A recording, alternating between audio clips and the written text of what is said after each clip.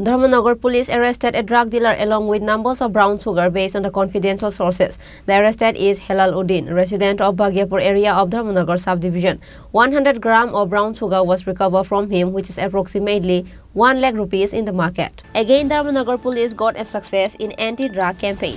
In the incident, it is known that on Wednesday night, Dharmanagar police received a secret information that Helal Uddin, a drug dealer from Bhagyapur Gram Panchayat 5 number ward area of Dharmanagar, will be leaving for smuggling brown sugar to another place with his vehicle bearing number TR02C7382.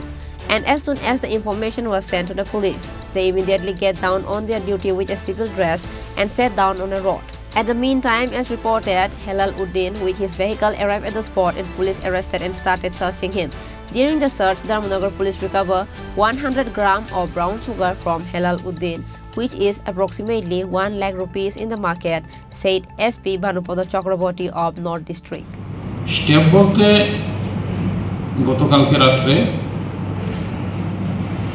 প্রায় 11টার দিকে হেলাল উদ্দিন বলে একজন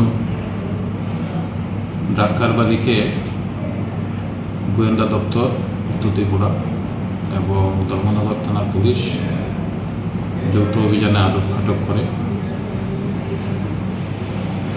তার কাছ থেকে 22 গ্রাম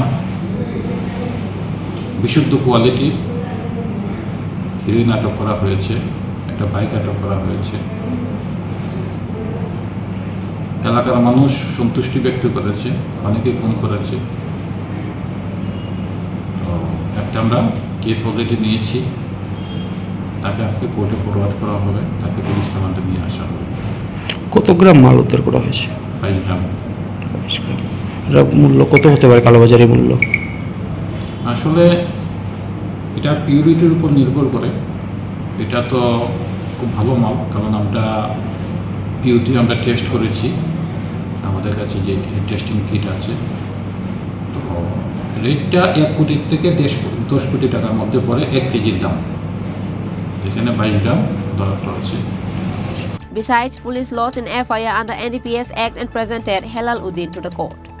Bureau Report, Chinikhorang.